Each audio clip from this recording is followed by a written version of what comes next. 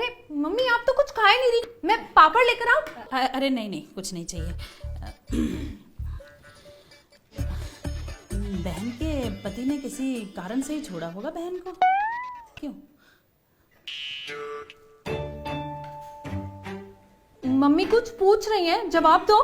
मैंने सुना नहीं, बोलिए क्या कह रही थी आप? मैं कह रही थी अगर मैं आपकी बेटी को छोड़ दूं तो क्या कारण होगा छोड़ने का? अरे कुछ भी बोल रहे हो? क्या? अरे दामाद जी, आप तो एक सेकंड में ही भड़क गए। मैं तो बस ऐसे ही पूछ रही थी। और क्या गलत पूछ लिया मेरी मम्मी ने? जो देखा वही तो पूछ रही है ना। अरे तो जब सब पता है तो खोद खोद कर पूछना जरूरी है क्या? चलिए छोड़िए दामाद जी, छोड़िए, आप गुस्सा मत करिए। गुस्सा करने से खून जलता है। शरीर में खून बचा होगा तो जलेगा ना। हाँ हाँ, तुम तो मोबिल ऑयल से चलते हो ना, जैसे खून बचा होगा। ऐसे बात करते हैं? हाँ छोड़ो, चलिए खाना खाइए चुपचाप। वो क्या है ना, बब्लू के पापा कह रहे थे केदारनाथ जाने की।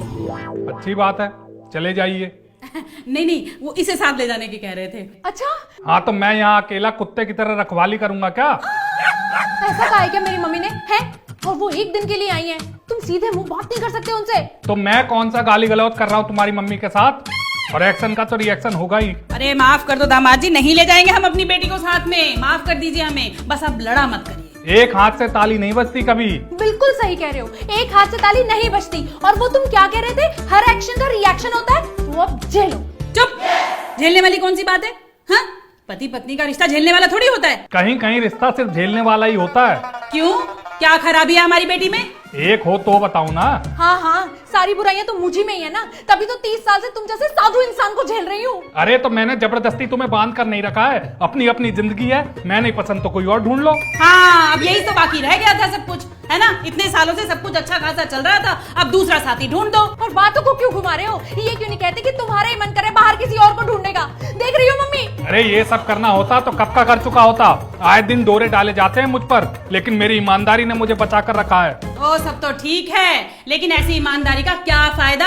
इतने सालों से 55,000 पर ही टिके हो, दुनिया देखो कहां से कहां पहुंच गई है। अरे इतना ही लालच था पैसों का तो घूसखोर से शादी कर देनी चाहिए थी। आए दिन जब बीमारी के लपेटे में रहती आपकी बेटी तो पता लगता। बुरा मत मानिएगा दामाद जी, लेकिन अगर एक बेटी होती ना आपके, तो सारी ईमानदारी धरी की धरी रह जाती जब उसकी शादी की टेंशन होती। क्यों, मेरे ससुर ने घूस के पैसों से शादी करी थी क्या?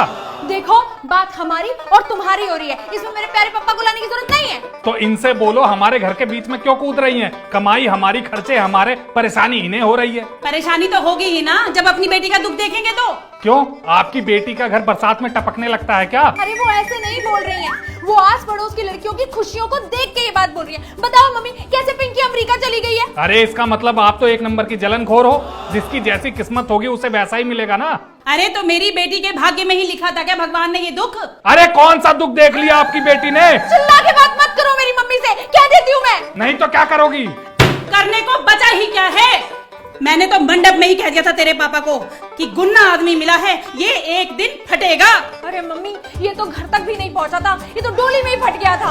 घरों को कहने लगा सही से डोली चलाओ, अगर ज्यादा हिलाओगे तो पैदल चलने लग जाऊंगा। अरे तो इसमें गलत क्या था? एक ग्राम विकास अधिकारी किसी डोली के भरोसे नहीं रहता। भरोसा तो हमारा टूट गया दामाद जी, जो हमने अपनी बेटी भोले शंकर को सौंप दी। अब ये आए दिन अपनी तीसरी आंख खोले रखते हैं। आपकी बेटी भस्म तो नहीं हो गई ना? मोम की नहीं बनी हूँ जो भस्म हो जाऊंगी। आए बड़े तीसरी आंख खोलने वाले। हाँ। बुरा मत मानना दामाद जी, लेकिन मेरी बेटी ना सही मायनों में आपको झेल रही है। हाँ हाँ, अपनी बेटी की तरफदारी करने से कहाँ चूक होगी आप? इसमें तरफदारी वाली कौन सी बात है? जो उन्होंने देखा सुना महसूस किया वही तो बोल रही हैं। महसूस तो मैं भी सुबह से बहुत कुछ कर रहा हूँ। क्या महसूस कर लिया आपने सुबह से? हैं? सोचा था पूरा एक दिन अपनी बेटी के साथ बैठकर चैन से बात करूंगी, पर नहीं, आपको बर्दाश्त नहीं हुआ। आपने आज भी महाभारत छेड़ दी। हाँ हाँ, मैं पुतिन हूँ ना जो बिना बात के हमला कर दूंगा। तुम तो पुतिन के भी बाप हो, अच्छे खासे सत्संग में भी मार काट करवा सकते हो। अगर मुझे पहले पता होता ना कि आपका ये लड़ाकू स्वभाव है, तो कभी जिंदगी में भूल कर भी अपनी बेटी इस घर में ना देती। मैं आवेदन देकर नहीं आया था आपकी बेटी के लिए, और इतना ही बुरा है ये घर तो ले जाओ अपनी बेटी को। लेकर जाऊंगी नहीं, लेकर आऊंगी पूरे गांव को। अब तो महापंचायत होगी, महापंचायत। एक ग्राम विकास अधिकारी किसी की धमकी बर्दाश्त नहीं करता। धमकी नहीं है, ये चेतावनी है। और बेटी तुझे कोई जरूरत नहीं है इस आदमी से डरने की, इसकी तो मैं ईंट से ईंट बजा दूंगी। मैं भी एक ग्राम विकास अधिकारी हूँ, 55,000 कमाता हूँ, टाटा सूमो से चलता हूँ। दफ्तर में लोग थर थर कांपते हैं मुझसे। अरे बहुत कांप गया दफ्तर और बहुत कांप गए दफ्तर के लोग। अब कांपने की बारी सिर्फ और सिर्फ तुम्हारी है। देख लेंगे कौन कांपता है। हेकड़ी ना छुड़ा दी ना, फिर कहना। तुम अगर ग्राम विकास अधिकारी हो तो मैं भी बैंक मैनेजर की बीवी हूँ, बीवी। और हाँ, तुमने जो आज मेरा दिन बनाया है ना, इसका तो मैं सूद समेत बदला लूंगी। फिलहाल जा रही हूँ। मम्मी सुनो मम्मी, कहाँ जा रही हो? आज तो बहुत हो गया, अब मैं भी जा रही हूँ।